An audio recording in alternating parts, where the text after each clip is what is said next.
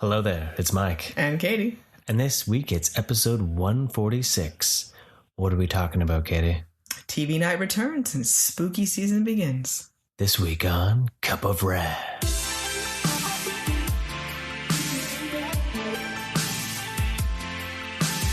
Hi, everyone. Hello there, it's Mike. Oh, yeah. Oh, we forgotten. Yeah, how's everybody doing? Wait for it. And okay. Awesome. Good. Oh, I'm so sorry to hear that. Things will get better. I covered it all, right? I think so. Congratulations. That's good great. For you. You're looking good. Very sorry to hear that. Wow. I can't believe that. Oh, there we go. All right. I get you. Maybe you should stop that, though. That's a little weird. Randomly shouting on the bus how you are? Yeah, might be a little weird. No, amazing. That's the point. It's an interactive podcast, and we love you for interacting wherever you are. Yes. And I hope one day someone videos their reaction and posts it, because I would love to be able to see if you play along. So just videotape yourself and post on Instagram or something and tag Cup of Rad so that we can see you interacting while you listen to the podcast. I think that would be a fantastic thing to see. Oh, I like it. Yeah. So yeah. So rewind, do it, and react, and then we're good, right? Yeah, totally. Now you know. So this last weekend, PowerCon was available to those in Anaheim, California, and they got to see a whole bunch of new smattering of... Smattering is your word. That's my word right now. It smattering. You said it like multiple times in the last year. Of new He-Man stuff. And my messenger feed got blown up by Mike sending me pictures of said things. Okay, so Masterverse... He's like, oh, that's going up? Oh, Mike's sending me pictures. Masterverse is continuing, and we're getting to see some cool stuff, though, right? Yes. Like, they actually showed it. It was nice to see actual product. It wasn't just like...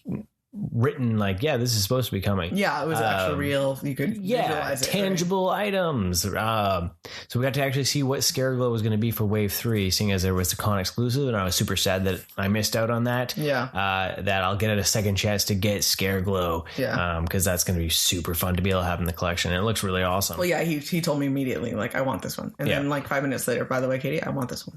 Guess what, Katie? What it's been all weekend. Like it's been, And Scareglow? Oh, yeah, I want that one. But like... And I get it. It's a glowing scarecrow skull thing. Not scarecrow, but he's a skull. Yeah, it's awesome. He's purple. Then, even more awesome because Tony Todd was the voice. And there's a connection to something later in the episode with Tony Todd in it.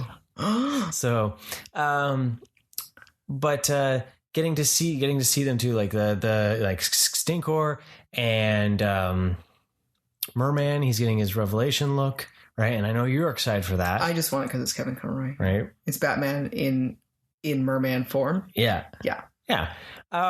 What if Batman was Aquaman and was badass?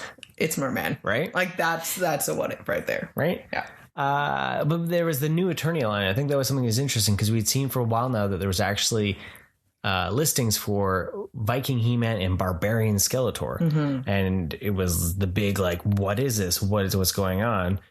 And now we get to see that it's under a new concept series subline within the Masterverse. So Masterverse will break off this year and next year into subcategories. Oh, okay. Each box will have a logo depicting where it's from. So you'll have the Revelations line. You're going to have this new one called New Eternia, Princess of Power. So they're going back and doing some She-Ra stuff. They didn't show any She-Ra. That's for next year, 2022. That seems really weird, by the way, to say that's next year. It's super fast too, right? Yeah. And then the weird one that I think is that they're going to be doing the He-Man and the Masters of the Universe, the new Netflix kid one. At first I saw the blue and I was all excited for the 2K because we're watching the 2K one with Kiddo right now. And I was super excited because there's some stuff in that version that I really do like and I'd love to see. But then I looked at the logo a little closer and I was like, oh no, it's actually the new Netflix one. And that one's weird because it's not geared towards the age group that the toys are geared towards. Right. And they're bringing out a whole line of toys based solely for that show that are geared to those kids. So it'll be interesting to see what they do with it. I'm not really interested in those ones as much. Revelations, I'm like all in. Yeah. Mainly, and I realized this weekend, the bad guys. Like, I really just want He-Man and Battle Cat taking on everyone else, and then bring on the bad guys. Because like Triclops, Trapjaw, we got to see those. They look amazing. Well, I really like that they're actually giving you the cult cover and then being able to take that off, so you don't have to buy cult Triclops and non-cult Triclops. Right, like that's for Trapjaw too, right? The smartest thing ever. We've talked before about having the one character with the multiple options, and for something like that. Like, they could easily have done that and done separate characters. But I think it's really awesome that they acknowledge that in all reality, then they have less plastic to promote. It's actually better for better. Yeah, it's better. And then it's like, okay, well, I just want old, non-cult one. Well, I'll still buy this one. And they don't have to have the extra figures around. Yeah. Right? So there's not as much shelf warmers, I think, by doing those kind of things. But going back to the new Eternia, it's concept art.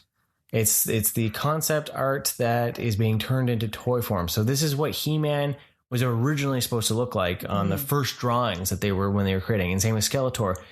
And they said they're going to be going through their archives and finding other characters and doing the same thing too. So I think that's kind of a cool idea. Yeah. Like, it's what they originally had thought of. So I think getting to see some of those hit plastics is kind of a really cool idea. So that's really all I was excited for when it came to the toys. Yeah, because you saw a little bit from Super 7 and some of the Thundercats. Well, I'm psyched for those. Like, yeah, but I know.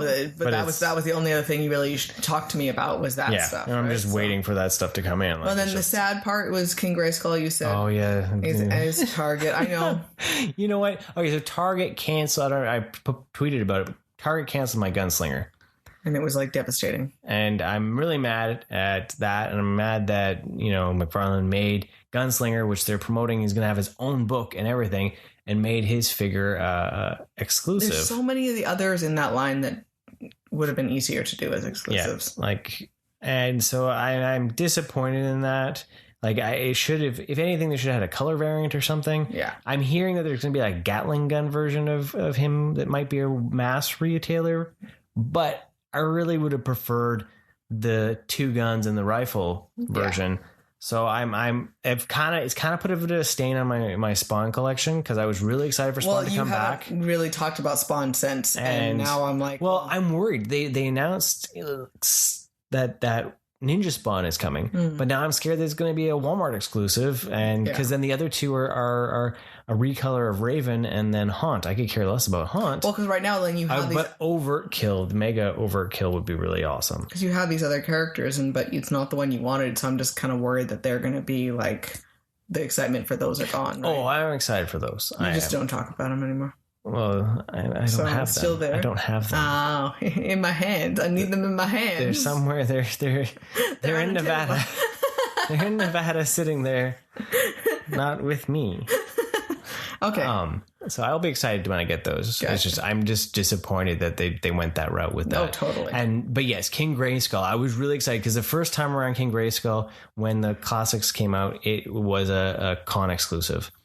And now we're getting King Grayskull. And now it's pretty much worse than a con exclusive. Yeah, right. Like, it's even.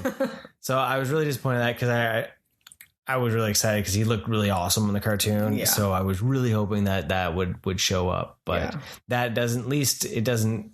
We're gonna get the bad guys, so I'm totally stoked for as many of Skeletor's horde as possible, because like that's childhood. Like, I started thinking about the other figures and being like, what heroes do I really want? I was like, Stratos would be cool.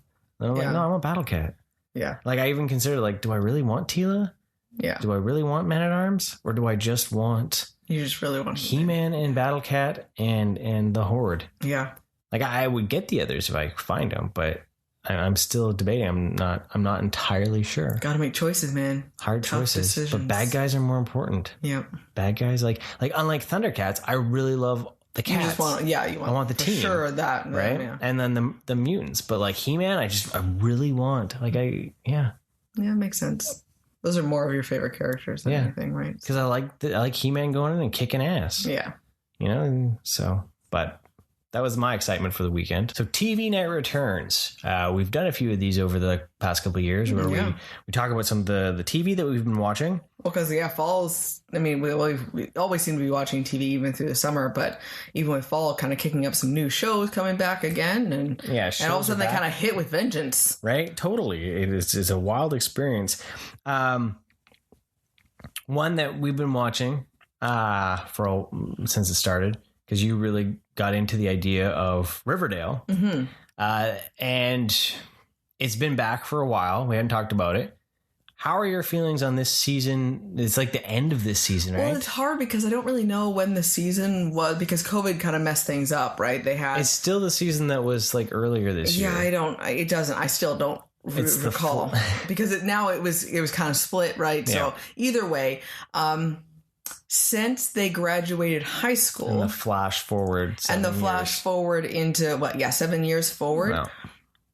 It's just been weird. Yeah. And I know you're kind of at this too, where this general consensus of almost like not really caring about it anymore. Especially since it came back. The episodes since it came back. Came back when? Just now? Yeah, it's August here. The last few times, like we had one episode that I really liked. There was portions of the last episode last week that were okay. But my biggest complaint is that they're like 4 separate stories right now. They're not telling, it's not even connected within them anymore. It's like, here's Archie's story, here's Betty's story, here's Jug's story. It's not any sort of group effort, and none of the characters are together.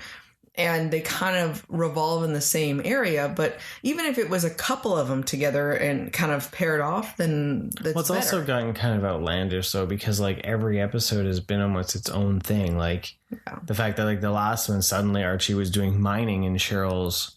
And it's big, orchard, like that doesn't make any sense, because now they have this whole team down there, and now they're mining like as if they can do anything. And then Betty has just lost her mind because she's now not with the FBI. She's super traumatized, but she's taken law into her own hand. She's gone all crazy.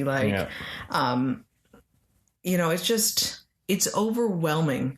Yeah. They're so messed up. There's no hope whatsoever. There's no like problem solving. Like I'm to that point where I'm just like, even with Betty, say she's trying to find someone who's kidnapping young girls. Noble cause.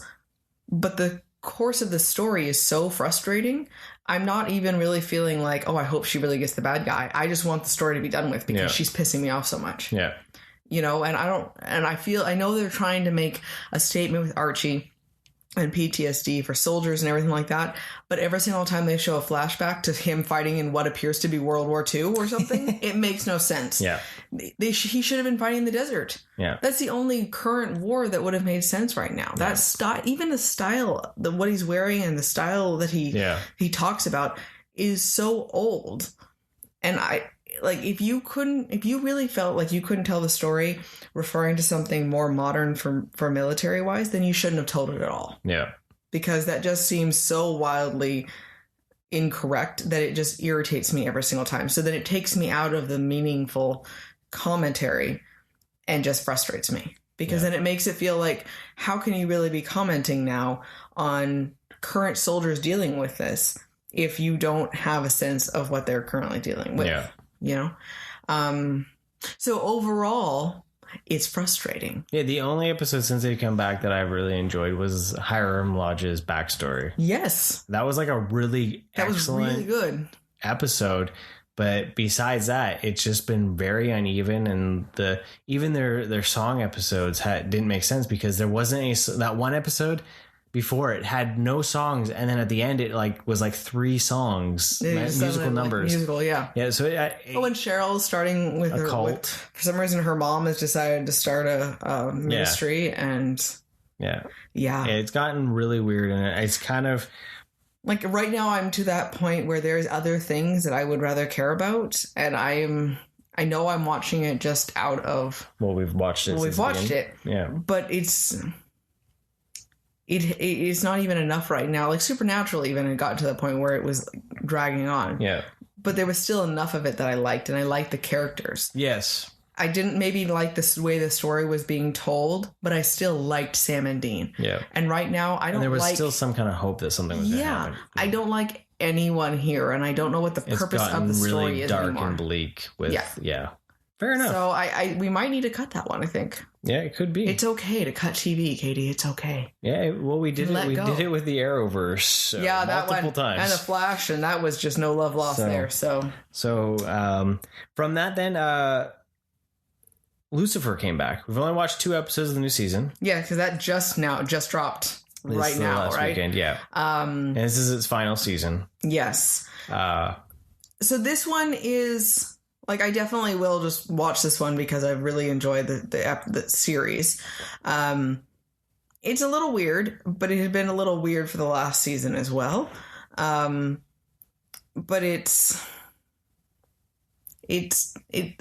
had for a while kind of lost my original like love of it. But there was too much romance in it. I know, right?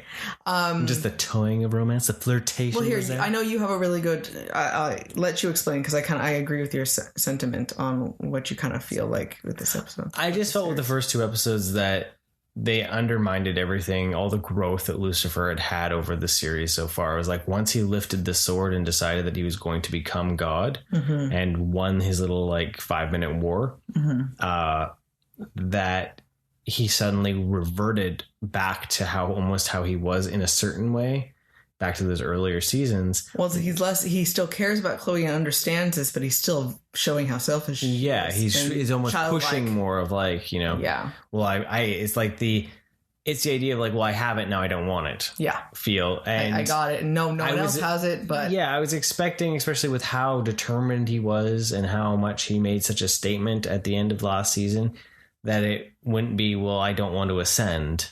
Because then it's real. I was expecting to have ascension and then dealing with any sort of consequences. Yes, because he wasn't supposed to be God or something, Yeah, like something else is happening. Yeah. But him, trying to fight for the idea of it rather than running away from it, right? Yeah. My biggest complaint is Chloe's pissing me off. She just really irritated me. And I can appreciate her suddenly now having to leave everything and that like, oh my gosh, what have I done type thing. But like the first episode, I felt really bad for Lucifer. Yeah. And she was just really irritating to me. He was just so happy and just so like, and I want to be part of this magic, so don't ruin the magic. And she was just being bitchy. Yeah. Like it wasn't even like accidental. She was just purposely ignoring him. Yeah. And I guess, when you look at it for how many seasons he was doing that to her, but I don't think he wasn't doing it to hurt him or anything like that. And maybe that was the difference, is because I don't think she was meaning to do it to hurt him either, but it's like she couldn't help herself. And it's almost like switch sides on that. But then there was a few times where she was just like, I hear what you're saying and I really don't care. But she's better than that.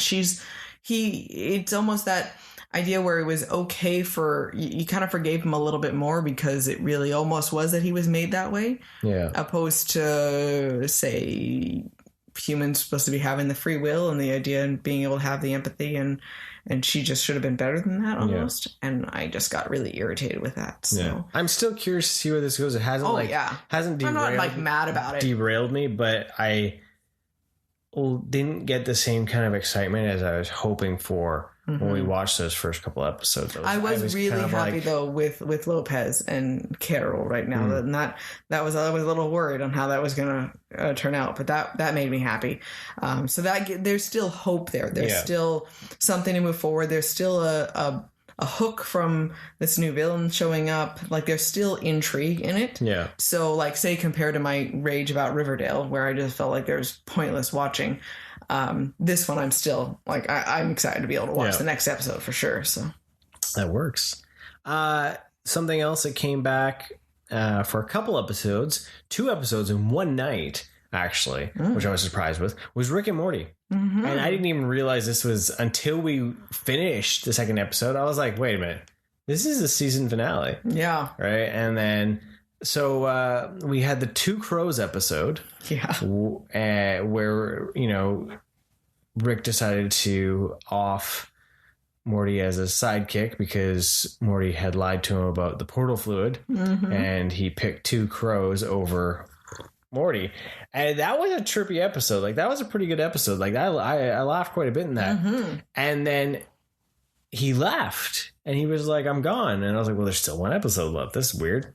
Right. And then well, he was like, don't worry, it'll be gone by the next episode. They'll just ignore it, right? And then he shows back up. We're like, never mind. He didn't ignore it. Yep. And it was like an anime, Two Crows anime thing where he was like a samurai. Right. There was like subtitles and everything. Only to then get rid of it fairly quickly. And then he came back, you know. And then we finally got, after a couple seasons, we got back to the Citadel finally. Mm-hmm. This was like existential. It got deep and depressing. Right? It had been a while since that had happened. Right? Well, this whole season has felt very much of just the one-off silly adventures, right? And like, this has been a really good season overall. Yeah. Like, I've actually really enjoyed it. Right? And so then it ended with the evil Morty and like breaking through barriers and like destroying things, and like the horrific things that are actually happening at the Citadel to create the Mortys for the Ricks. History of Ricks, right? Finding out, you know, and so Morty finally gets like a crash course in Rick's history about his wife. The fact that what we had seen back on the Mulan Szechuan sauce episode is actually basically true. Yeah. Deep stuff, right? Man. And then the really depressing poopy butthole monologue. That like really... It was deep. That was like truer than like... That was like life right there. Right? Like, damn. Like that was impressive. Like it hit me. The writing on that... like you think it's a stupid cartoon, but the writing on that is so amazing. Right? Especially for the monologue at the end. Yeah. With Poop Butthole's monologue, it was just like, it's like when I'm listening to this, it's like, oh my god, this is so like, this was philosophical. Yeah. Like truer words have never been spoken. Like you needed a drink after. To like, where's my whiskey as I sit there and stare into the abyss and like contemplate life. Yeah. Just a trip. So if you haven't watched it, go watch it. Yeah. But you know, it makes me excited for the next season to see where they're going to take it. Then, like, yeah. But I'm assuming this show's just gonna get bleak. Yeah. Well, it's gonna at some point. Then it's just they're gonna have to wrap it up, and it's gonna be like, is it gonna be the end of everything, or is it? It can't just the end of nothing. Rick's gonna have to let them go, though. Yeah. I think that's gonna be his journey. Is his realization. Yeah. Then he needs to walk away. He's just gonna destroy Morty. More than he already has. Oh, yeah. But what came back that I was really excited for was What We Do in Shadows. Yes. Taika Waititi and Jermaine Clement, their movie turned into a TV show. And the Staten Island Vampires. The last season was a little lackluster for me. Like the first season was like amazing. The second season was kind of okay. Not sure where it's going. And everything that was kind of meh for me for the second season, in the first couple episodes of the third season, I was all in on. Yeah. And I laughed my ass off. Oh, yeah. This has been great. Like, the fact that, you know, Guillermo is a vampire hunter now, but yet they've decided he's still loyal to his vampires. I love that he was in prison in the dungeon. I'm like, he seems really okay, and they're giving him raw chicken breast as food, and he's still okay. I'm like, what is happening? What I think I eat.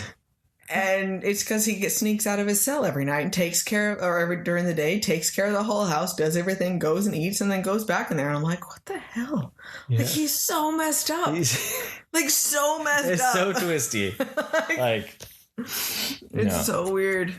But there's the ultimate, like, they can't live without me. That's the Stockholm, like... Oh, yeah, totally. Where he's just, like, he's in love so much with his captors. Because he can't understand that, because they would... He can't let them fail and see what they would do without him, because, like, he so desperately wants to be a vampire and hopes that they'll change their mind to somehow turn him. Change. I love when the phone is ringing and they're like, oh my god, why aren't you answering the phone? Or why haven't you been answering the phone? Because I've been in a dungeon. Like, of course I haven't been doing that type thing. And she just doesn't understand the concept. Like, you aren't here to help us. Oh yeah, you know, it's... Yeah. So... Oh my goodness. The whole thing with the gym and the where they had the cloak of transformation. Yes. And he was having them all go as him to try to like talk to this girl that he liked. So you've got Kevin Robinson going as, what's his name now? The main vampire. I will think of it. You keep talking. But so he goes there, and Kevin Robinson just thinks he just needs to talk like an asshole to women, right? And so he gets because he is an asshole. Oh, I know, but that's what's so funny. He looks like he would be the most straight laced guy, but he's an absolute dick. But the fact that he doesn't talk like that when he's with every rest of them, no. So it just shows that or does he think that that's how you need to talk to women then, right? Yeah. Like, and then when I've totally lost all their names now. Okay, I will look them up. We got Laszlo, and then he puts it on and goes and you know talks like super like he's like top sexy. Yeah, it's like where it's like porno talk. He's like I have this set of ancient pornography, right? You must see, and it's just. Oh, it's so terrible. No, I mean, we're going to say it and we're going to be like, oh, yeah, Nandor. There we go. I was like, as soon as we saw it. Yeah, Nandor, Laszlo, Cravensworth, Nadia, which is funny. It's Nadja. It's Nadja. Yeah, it's Nadja. And Guillermo de la Cruz. Isn't it what they kept saying his last name? Like something. Greenberg, something like that. He's like, what are you talking about? Yeah. But yeah, if you haven't watched What We Do in Shadows, it's on FX. Doug Jones played the Baron. Yeah. It's totally worth watching because it's funny. Like, and then Kristen Schaal showed up too, right? And that was quite funny, where she was just like, "I can't believe they're doing this! Like they gave him a promotion, and oh my goodness, you killed all the vampires in Staten Island. Your familiar did, and now you're the leaders of the vampires." It's good stuff. If you haven't watched it, go watch it. Yeah, because it's a good show. It's a good show. So as we move into the spooky season, the few things actually have come back. American Horror Story has come back. Mm-hmm. It is called Double Feature this season. We're 3 episodes or 4 episodes? Oh, more than that. 4 episodes. Yeah. 4 episodes. It's only been 4? Yeah. I thought it was a 5th episode. I think 5th episode is this week. Oh. Either way, it felt like a lot then, apparently. So I don't know what the double feature aspect's going to be because they said there's vampires and aliens. I'm assuming it's going to be a half season where it's like half the season is one thing and then they're just going to flip to another. Yeah. Two kind of dealios. But right now it's all about vampires. But it's a different take on vampires. Yeah. It's the idea that there is a little black pill that brings out your creativity if you have talent. If you do not have talent, 4 episodes. Then you turn into. Well, this last episode she did a great job of explaining it, but you go crazy with the.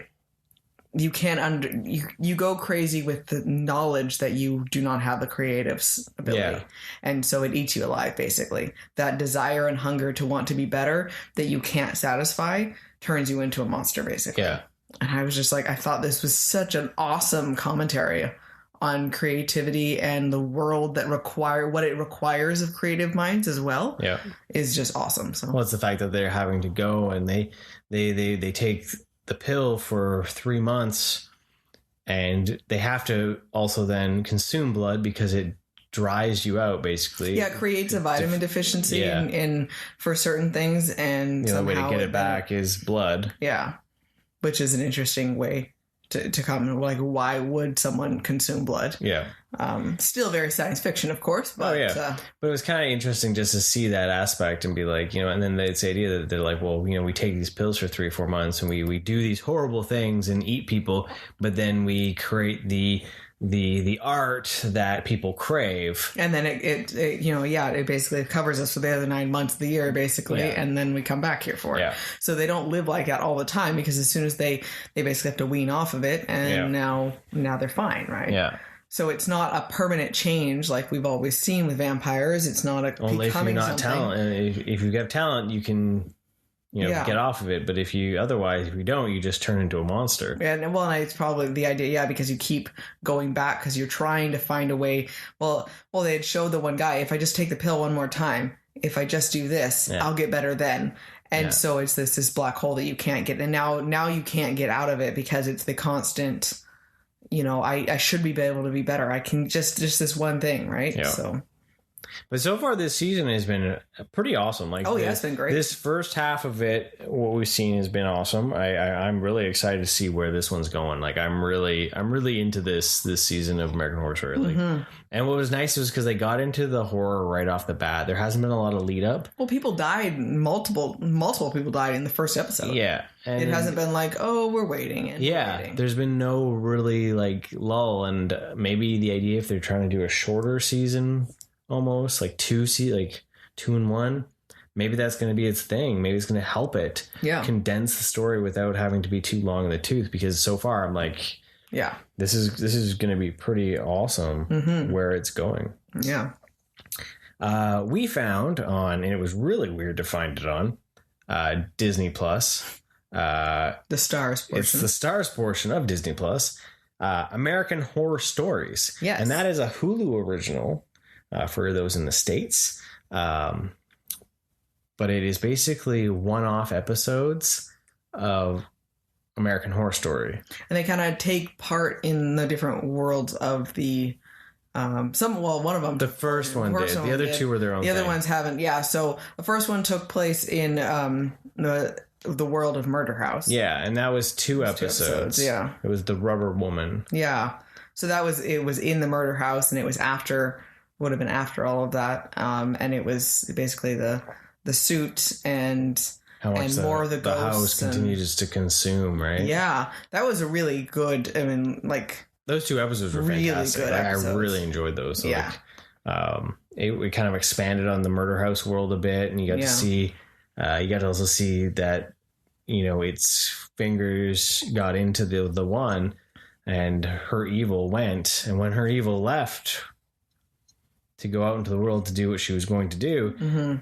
When they showed the Murder House again, everyone was living almost in harmony. So there's something about that rubber suit that is really corruptive. Yeah. Yeah. So that was a really cool episode to see. The other one that I thought was really cool, it was a one-off. It was the idea of a movie that was the ultimate in 4D experience. Yeah. The movie had everything in it that could trigger people to just go insane and murder. So the director... Which is like neural overload. Right? Yeah. The director wanted them to be able to live the experience of a horror movie. Yeah. And so if you didn't watch the movie, you didn't get infected by this. But if you watch the movie, it just blew up your brain. You turn into a zombie. Yeah. Right?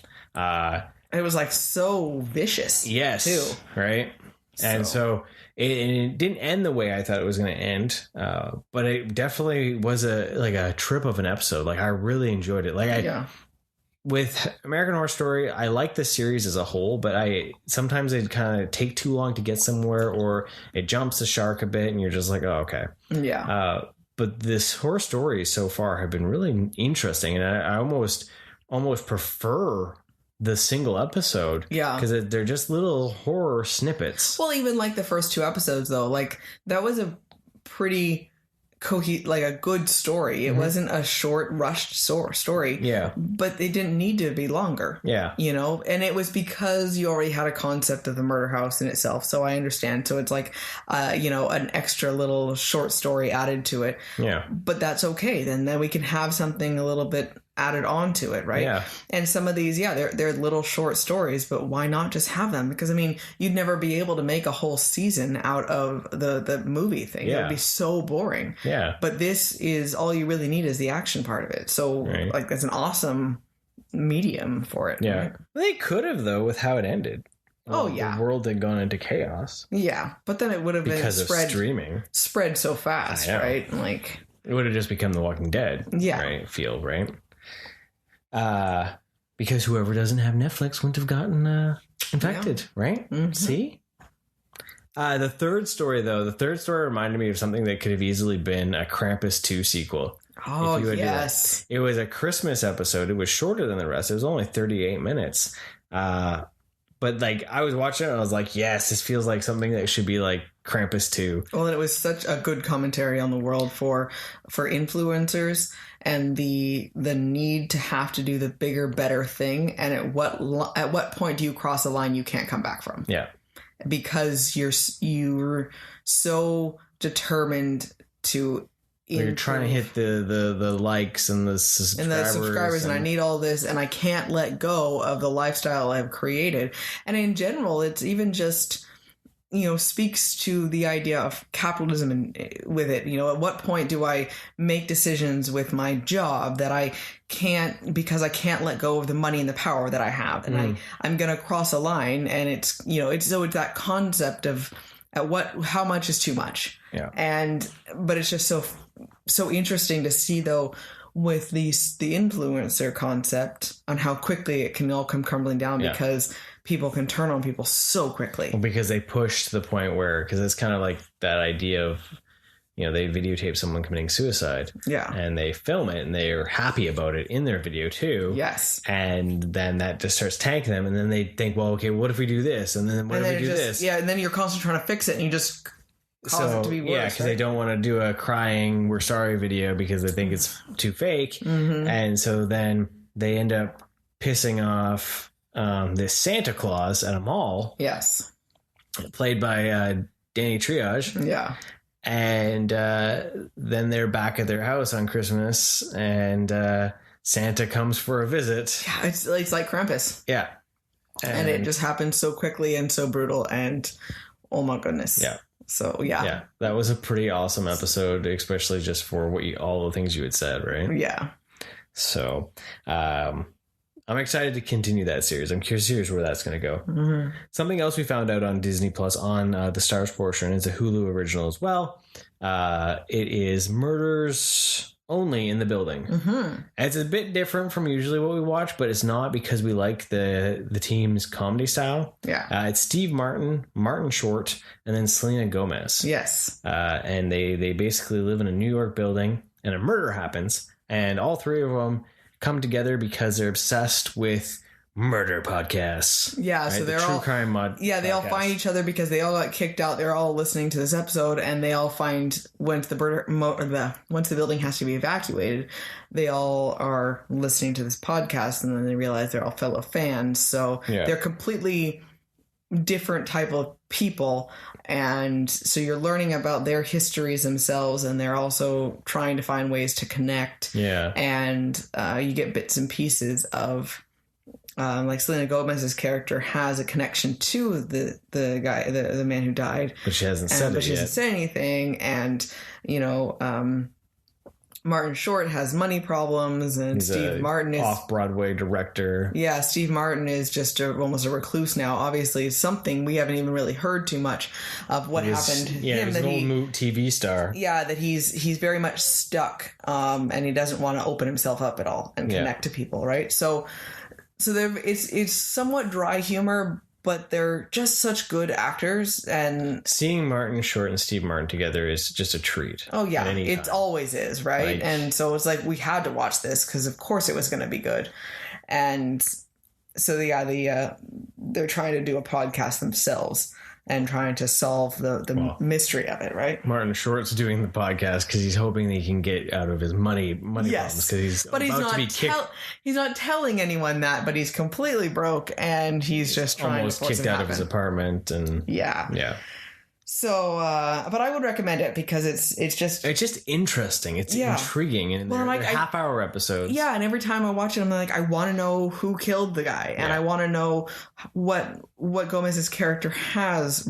What happened in the past. Yeah, because they keep hinting at things that had happened in the past, and what happened to Steve Martin's character, we don't even know yet. And so there's it's almost like a novel, like a good novel. Yeah, and that's what I kind of feel like. An old mystery novel. Yeah. Right? Like So I would really recommend it. Yeah, totally worth it. Something else we realized we hadn't talked about was Marvel's What If. Mm-hmm. So Marvel's What If is basically a bunch of shorts, animated series about events that happen within the Marvel universe. But it's been since kind of the crack of reality, so the multiverse, and they're all multiverse stories of what if, right? Mm-hmm. What if this happened instead? So everything is the MCU versions, but it's all what if this happens instead, or what if that. So what has been your favorite episode? My favorite one was the if instead of becoming Black Panther, he was Star-Lord. So I think that was interesting to see Guardians of the Galaxy told differently, because everything was so, it wasn't just the character, Star-Lord himself being different. Then the Ravengers were different. Nebula was different. Thanos was different. Like there was so much, but there were so many characters in that episode that I think that one was my favorite. Okay. So what about yours?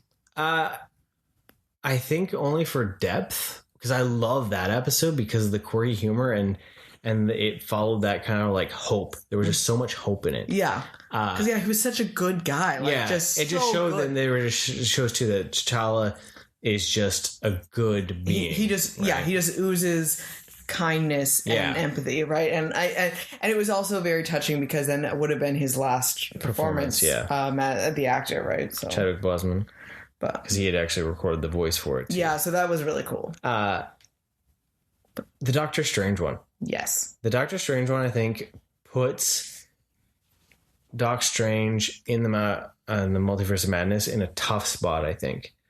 Only because this had so much depth almost to it and got so weird and so trippy. They really pushed the envelope on that one. That it kind of makes like how much emotional weight can the other one, the real movie have? Right? And how much trippiness, because we got to see creatures and beasts that we haven't ever seen before. Yeah. Dark entities and all that, because it was the idea that if Doc Strange lost his heart and he tried to continue to save the love of his life because she died instead of him losing his hands. And it spends half of the episode just watching her die a million times. And then to the point where he decides he accepts his fate because the old bald lady shows up, and then he goes off and then learns his magic, and then more magic, but then he starts like absorbing all these dark entities. Well, then it's like, holy crap, like it's terrifying because he's literally sucking the souls out of all these magical beings and he's turning into this demonic mess of magic, right? To the point where then he gets caught in his own little bubble where it's basically just him by himself in a mirror dimension. Yeah. Like, the rest of the universe is gone. It really literally ends with everything being destroyed. Like, it was heavy. Yeah. Right? So, I was a little surprised by that. As I say, it was impressive that they actually pushed it that hard. And there was no happy ending on that one at all. It was just like, well, we try to tell you choices have consequences and some things you can't change. And it wasn't the everything turns out okay. Yeah. And I think that was... It's almost a good thing to see. Oh yeah. In this the world, or even just, I mean, obviously it's not made for like little kids or anything like that. No. Just that reminder that things have consequences, right? So yeah.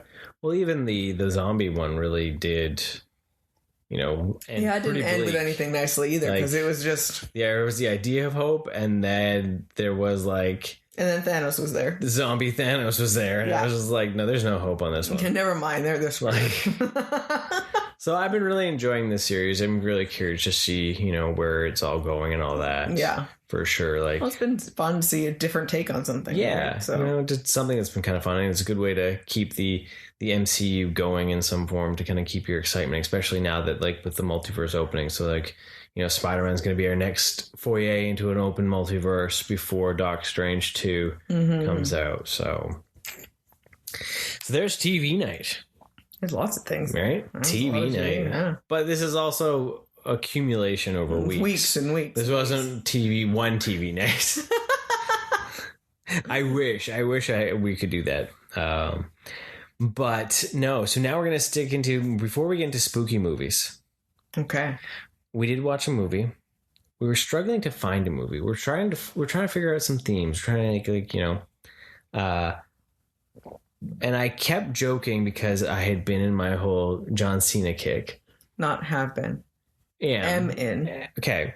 But so there was on Disney Plus, there was 12 Rounds was one of his older movies. Yeah, you went back and you found like what else has he been in? Yeah. And this was one of them, right? And they vetoed Ferdinand. I don't know why. But Kiddo decided to pick 12 Rounds. So we watched 12 Rounds. So he plays a cop that... It's in New Orleans. Yeah. So that instantly helped wanting to watch it. It was in New Orleans. That is going up against this crazy like terrorist kind of guy. So it's the idea that it's been 1 year since he had gone up against this guy. He was being tried. So it starts out with he's being taken down by the FBI. He's being tracked by the FBI, and they're trying to create a sting, and then it goes wrong. It's a guy that plays Littlefinger's, right, from Game of Thrones. Littlefinger from Game of Thrones. And I'm sure he would have preferred the name Littlefinger. Just one Littlefinger. Or Sticky Fingers. Yeah, so this was pre-Game of Thrones, but so he goes away. They end up catching him because he originally he was going to be on the run, and he was going to he had stolen these diamonds and he was going to be off. Well, John Cena and his partner track them down, and they're trying to get them to stop, and he tells the bad guy there tells his girlfriend to run. Well, she turns to run and she gets hit by this car. Well, the bad guy here now blames John Cena for it and says that, I'll remember your name and everything like that. Well, he shows up a year later, and Cena's now a detective instead of just a cop. And the bad guy is orchestrated a break out of the prison.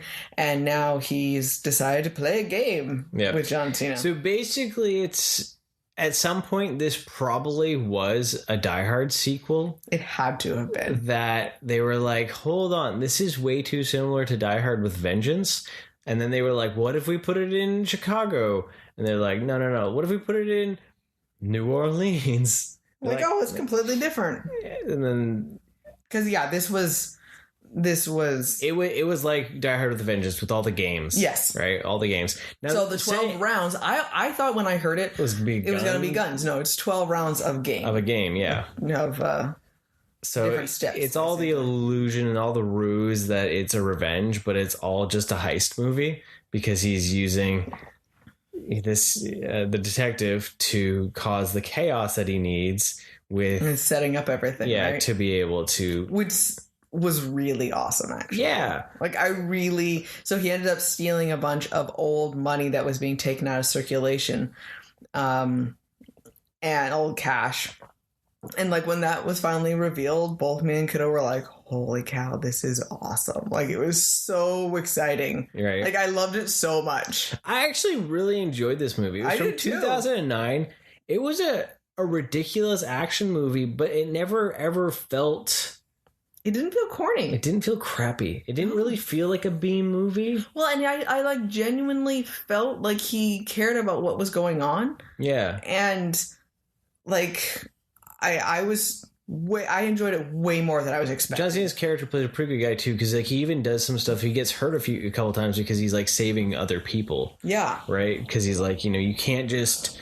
If you shot him, then his finger was on the trigger for the bomb, and the entire bus would have exploded, and all those people would have died. Yeah, the FBI has to put the FBI in their place because he's so on this vendetta that he has to get him back that he's not thinking about anything else. Yeah. And John Cena, he creates enough destruction in the city as is, trying to just run through things and get to. So he's trying to save his girlfriend. It's literally just a Die Hard movie. But it is enjoyable. And the one thing that was kind of cool, but also trippy, was sometimes when they say a movie takes place in a city and it just kind of looks like it. Like when we see Vancouver as New York. Other cities. Yeah. Or this was actually filmed in New Orleans, and it was weird being like, hey, I've been there. Been right there. That's that place. I've been on that street. Like, holy crap, that's actually what it looks like. Yeah. So that was kind of cool to see. That it very much was that. Yeah, they like, and to think that they actually would have had to shut down like main streets and stuff like that. Like Canal Street and everything like that. Like, that's a busy ass street. Right. And to be able to film the trolley car scene, like that would have been impressive. You know, and then so I thought that was kind of cool. And I think it was, you know, it's a definitely, if you want something fun and ridiculous, you know, and you've got Star Plus, it was fun to see. So I would recommend. Grab a beer and some popcorn or whatever and just enjoy it. I would watch it again. Yeah. Honestly, even though I know the whole story and everything, it was still really good for an action. Like, I would be willing to watch it again. So 12 rounds. Not too bad. So we stuck on the New Orleans kick for our next RADNesia. Because we couldn't decide what to watch. We're just like, I don't know what can we watch. Well, we've been going now for quite a while with like lots of RADNesia and lots of like rewatches and like things that we're starting to hit that point where we're like, is kiddo old enough to start watching these other things? I don't know. They ended up, I just randomly shouted Princess and the Frog because I saw it on there. And we were talking about the Shadow Man before, so we're like, yep, okay, I guess we're watching this. So, Princess and the Frog. RADNesia! That's right. Bet you wouldn't have expected that one. Disney's Princess and the Frog. You know what? Oh, I love this movie. I do too. I could watch it so many times. And I love the fact that the Shadow Man is so evil. The Shadow Man is... He... definitely is on the top, like near the top of my favorite villains, because he's just crazy, and everything about him. He wants power. Everything about him is. I love the songs that are with him, and I mean, I love that he dies by being dragged to hell. Yeah, it's so fantastic, right? And so apparently evil, and there is no. He never has an ounce of forgiveness or questionable about what he's doing. Everything he does is only for himself. It's exactly what a villain should be, right? Yeah. And his design is just amazing. Oh, yeah. And Keith David's voice is perfect. Because he's based on Baron Samedi of the Voodoo lore, right? The Voodoo King, right? So it's kind of that idea, especially with the Dayglow skeletons and so awesome, and the voodoo dolls and his friends on the other side. Right? Oh, it's so good. Like I rewatch it, and like I know a lot of people aren't happy about Splash Mountain going to be eventually turned into Princess and the Frog ride, but like if we can get a scene in the dark with black lights with the friends from the other side and I'm down for that. And a Shadow Man animatronic singing. You know, are you ready? I'd be happy. I'm cool with that. Right? Like, you know what? Yes, Splash Mountain will be sad to see it go, but I understand its reasoning. I'm okay with it. And better than them bulldozing the entire thing, I enjoy the ride more than what's in the ride. Yeah. So I am 100% supportive of them retheming it. It's still a Southern theme. And I would love to see something Princess and the Frog because I love the movie. Yeah. So why not? Yeah. I think it's a perfect opportunity to add, an experience with a new movie and also, let Sleeping Dogs lie for the others. Well, because now New Orleans is kind of extended. Yeah, they can extend that, and maybe because it's a perfect mix of New Orleans and Critter Country because half the movie takes place in the swamp. So why not? Or maybe we can do something to that Winnie the Pooh ride and make something better. Maybe I don't know. Wouldn't that be nice? But you know what? No, I think Princess and the Frog still is a bit of an underrated movie because I don't think it got the credit it deserves because it's beautiful, it's stunning to look at. Oh yeah, and it's got humor and heart. And you know what I love is I love that our friend, as much as she's rich and she's spoiled, she genuinely cares for. She's still really nice to her. When she can't change back into a frog, she genuinely stops and it's like, or the party when she ends up falling into the beignets, her friend stops and immediately drops, I need to go play, dance with my prince, and runs upstairs with her. Yeah. She's still a nice person to her. There's still a genuine friendship, instead of how they could have portrayed it with more of, say, the racism, honestly. Yeah. They show it, and they show it that it's not that way. Yeah. So I thought that was... But they still don't shy away with it, especially with the bankers basically telling a woman your background and history. They still acknowledge that it exists. The idea that, no, we got a better offer, because most likely we got a better offer from some white people, and you know what, screw you, right? Yeah. So it did show the balance between the two, right? And the princess is so interesting, his character development. And I think I like it because this actually feels like the most genuine prince and princess relationship in a movie. I saw in trivia, they've actually, they have the most on-screen kisses out of all the prince and princesses too, between frog kisses and human kisses. I think they kiss like 5 times or something, but it's a genuine... well, it's actually a romance. Yeah, it's not just, I saw you once and now I love you because I needed a prince to run away with. Yeah. They weren't expecting, they weren't looking, they weren't anything like that. And they actually find it for, they actually know each other and can find and love and appreciate aspects of their personalities rather than their status or what they look like. And I think that's a really important thing. Well, it's nice too, because he was originally just looking to marry for money because he needs money. Mm-hmm. And the realization that the idea that, love transcends money. Yeah. Right. And then she learned that, maybe you need fun in your life. Yeah. Too, right? You work all the time. If you work all the time without any love and people to share that hard work with, then what's the point? Yeah. And that was the thing that she always didn't see with her father was he worked really hard so he could share that with his family. Yeah. And she just saw, well, he worked hard. Yeah. So yeah, there's so many good messages in it. And it's just, besides being beautiful, good messages, good villain, like... Worth it. If you haven't seen it, it's totally worth it. It's on Disney Plus. Yeah. So... we then move into the spooky season. Yeah. So that was our tidbit, Voodoo Shadow Man, Yeah, we're breaking into the spooky season. So because we weren't able to actually go see the new CANDYMAN, because it ended up being, well, it's only showing at 10 o'clock at night, and you can't go to that. So, so I was able to find on streaming the 1992 classic CANDYMAN.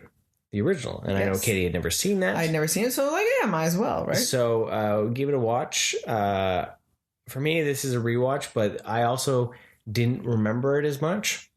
And I realized with looking at the synopsises for the other ones, I believe I had actually seen the Farewell to the Flesh, the one that took place in New Orleans, more than anything else. Because there's a lot in this movie that I did not remember. Well, when you told me when we were watching this, and then you would say it was a 90s movie, I'm like, what? It looks a lot older than that. It doesn't feel like an early 90s. It feels like almost a 70s. Yeah. Right? I was surprised by that. The shooting style and the music choice. Just the pace of it and everything. It was very dramatic. Mm-hmm.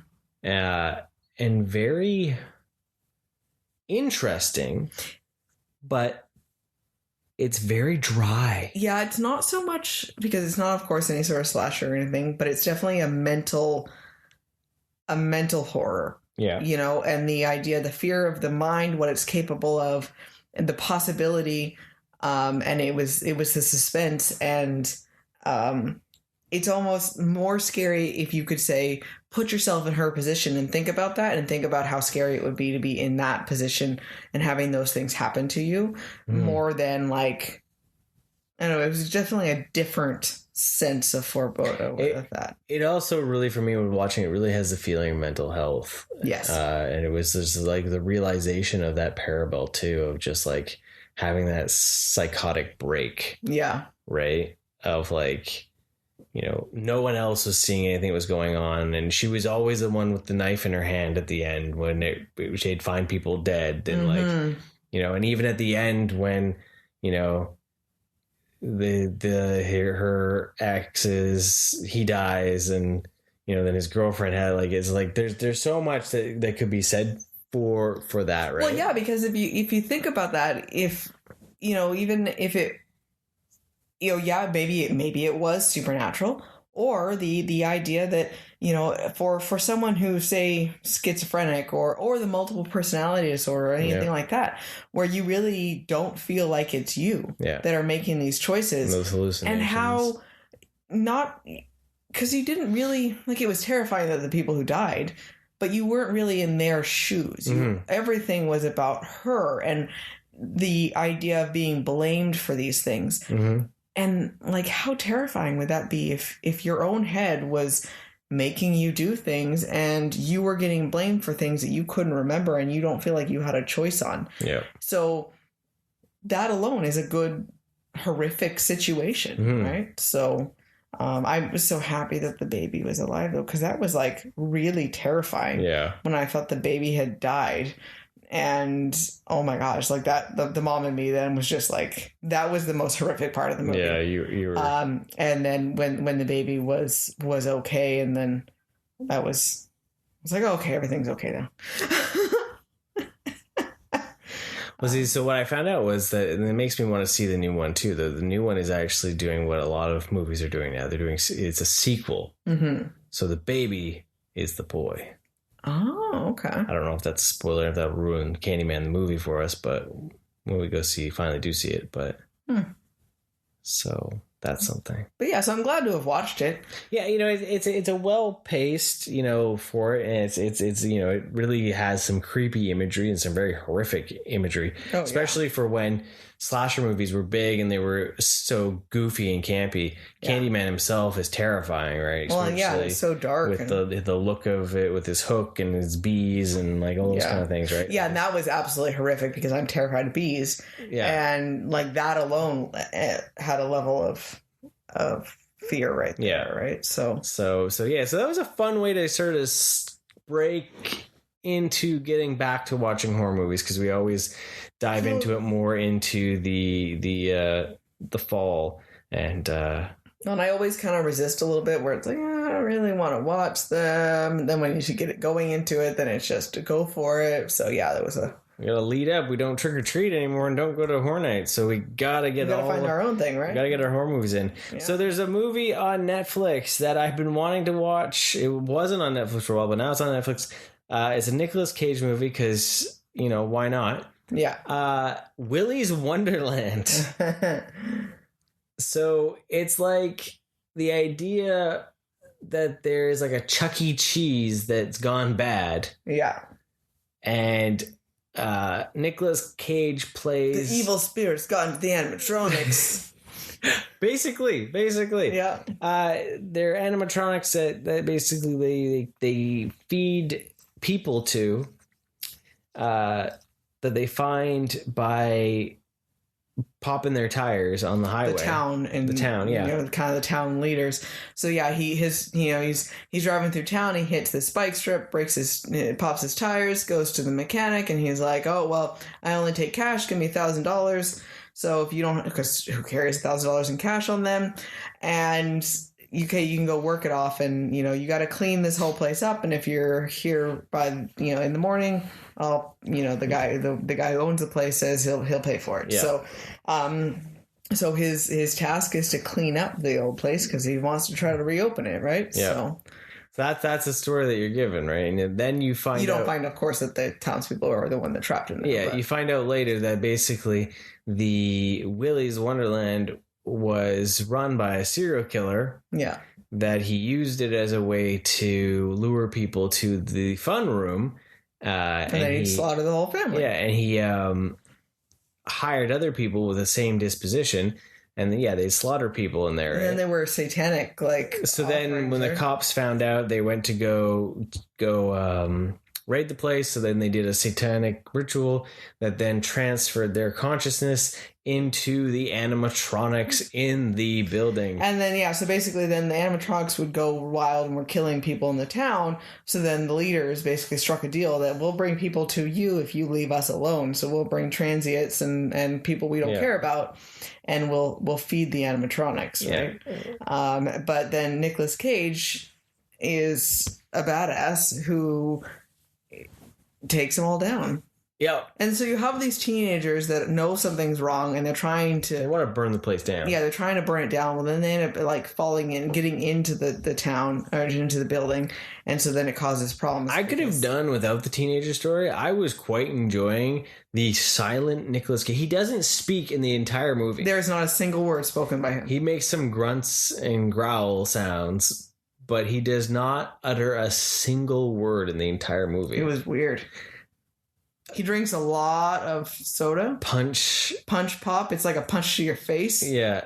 Punch of caffeine to your face. Yeah. So I don't understand the point on like of a that. Timer, he could not continue until he had a soda. So it was like something's like a little off to him. Like it was like a drug. He had to go drink his soda, play his pinball, and then he could go and continue kicking ass. Yeah. It was weird. There was never an explanation for it either. No, and he carried his soda in a burlap sack. Yep.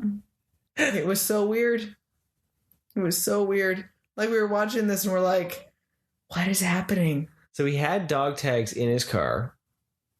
Which would explain why he's such a badass. Military of some sort. And yeah, he was not like terrified by the fact that big colorful animatronics were attacking him. He just literally kicked the shit out of them and ripped out their spines and hearts. And yeah, it was like he didn't even have an emotional reaction. It's like, yep, another day. Yep. No big deal. Yeah. Even when he learned that they were apparently, possessed serial killer things, like it was just no big deal. Yeah. So, except for when he needed to drink his soda. And then at one point, it was like crazy old Nicolas Cage, where he was like dancing and all like young Nicolas Cage, but prior Nicolas Cage, but like he had this weird like apparently that was like Vogue dance that he was doing. That was just ad lib spontaneous on set too, right? Yeah, he just like did it. So like, there's a part of me that wants a sequel prequel to know what was going on. I need more explanation. But like at the same time, I'm okay. Yeah. Like I'm glad we watched it, but it was weird. It was fun. It was a trip. Like it was enjoyable. Like it's not like, every time we took down one of the animatronics, it was just like, yeah, it was amazing. Yeah, like that was the best part. Like that was like, as I say, I could have done without any of the teenager story and just had him like fighting these animatronics, because that was pretty awesome. Yeah. But it's definitely a strange one. Like it's kind of fun because it's like the idea that how often do you get a movie of that B quality? Yeah. With a star-esque in it. But I know he's doing anything he can to pay off his debts. But yeah, it's a weird trippy movie. And if you find it on Netflix and you want something just to like, watch, like there's no real blood. It's all just hydraulic fluid. Right? It's weird. But there is human death in it too. Yeah. Right? So yeah. But I think it's worth it. I think it's a good kind of like horror like trip. Well, because you know what, Nick Cage has. He does a good job of, as much as he doesn't have as much of an emotional response, like he's still a presence. He still emotes though. Yeah, And if you want to see him like kind of dry hump a pinball machine, I know that's what you wanted, right? You're like, oh, that's what I was missing. After he slams a cola, like just this is the movie for you. Yeah. It's a very specific need, I know. Right. There's that niche. So. Oh, that's funny. So. On that note, something very sad happened today. My favorite dick pic fell off the wall. I know, it was catastrophic. It just was too heavy for what it's hanging, and it made a mess too. It came down and exploded. It was. What's worse is Kiddo found it. Yeah. So my Flying Grayson's framed poster thing I had apparently just took a tumble. It was luckily. Yeah, it could have been the so much poster worse. is still okay, and no one got hurt, and no pops were destroyed. There was boxes. Well, because we luckily, surprisingly, none of the pops got destroyed, and the way because it fell from 10 feet up, and it tumbled enough and it landed on it glass up, so it just shattered in the frame. Out. So there was some glass on the floor, but most of it was still just shattered on it instead of like falling higher up and spreading glass all over the room. Yeah. And yes, the poster itself is undamaged. Really, the frame itself is actually okay too. I could just try to see if I could replace the glass within the frame, but luckily everything is okay with it. So it was sidetrack for the day, but it was definitely a moment where I was like, oh no. Oh yeah. Well, kiddo comes running. He would come down and practice his clarinet, and he comes running upstairs. Pitcher fell. The pitcher fell. We're like, oh god, what pitcher? Because we have like other bigger pitchers. Ones. Like we have a big poster over top of your computer too. Yeah, and he's just like, oh my gosh, like what is happening? So it could have been way worse, but. Yep. Yeah, that was a catastrophic sadness. Yeah, totally was. And you were so excited to be able to say that, though, weren't you? I know, yeah. Some people will enjoy it. I enjoyed it. Yeah. But yeah, so hopefully we'll be able to come back with some more exciting stuff in the weeks to come. Yeah. We're going to slowly start creeping into the spooky season as we make our road to episode 150. Because I'm trying to accept that it's getting close to fall. When I realized there's only like a few episodes available for October, we got to amp it up, right? I know, right? Like I'm like holding on to every last moment of summer. And this weekend we went paddleboarding, and that was like the last moment of, okay, well, it's not too bad. It was actually, the lake was warm, but it was starting to rain. Well, then I was like determined to keep that clothes on. I had like shorts and a tank top on, and we're out and about, and I'm like, I am severely underdressed for everyone. Everyone else is rocking pants and boots and jackets and everything. I'm like, I'm cool, I got this. And then we're sitting outside drinking coffee, and I decided to get the new Starbucks like fall drink, and I'm sitting there with like goosebumps. I'm like, okay, Mike, I think it's gonna be fall now. I think I'm going to accept it. I'm going to be okay with it. So it's spooky movie season. It's a spooky movie, it is. I'm hoping to be able to go see Malignant. That's one that I want to see. So hopefully it's still going to be around. I don't know. Our theaters are dropping movies really fast. Yeah. Like they get like 1 week to shine, and then they dump them. Yeah. So we'll see what happens. We'll see what we got planned for you, but I'm pretty sure there'll be some exciting things coming down. So thanks for joining us for one. Have a wonderful day. And remember, stay rad, dudes.